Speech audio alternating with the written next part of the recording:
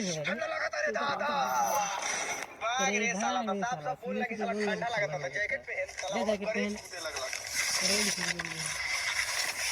टोपी पहन ली हम टोपी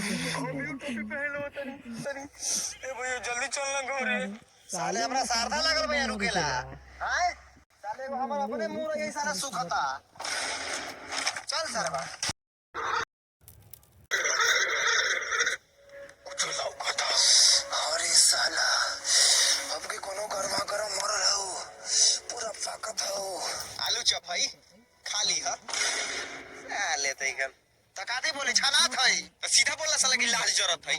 ए सुलेशन ऐसा नानू बोले के देख सामने से गुजरल जाई तो इने उने मत देखिए काहे की चिल्लाता हो ए ढीर ए साला खाली हमरे बोलतई करे एकली की ना बोलतई ना बोलतई कहतई ए पलाकी ए प्लास्टर साला तोरा की एको बेर ना बोलतो ना रे साला हमरा के कहतई ने हमर पापा लकड़ी पे चलावा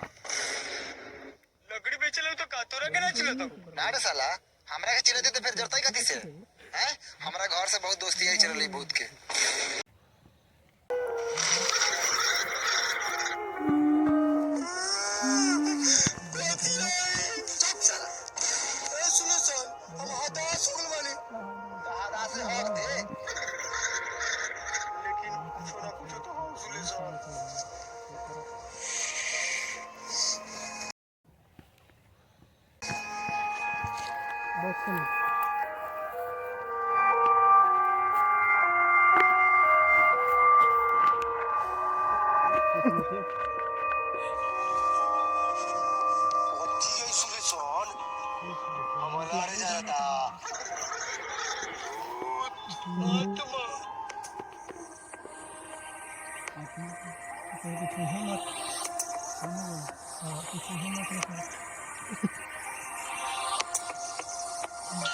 राख हो जाए राख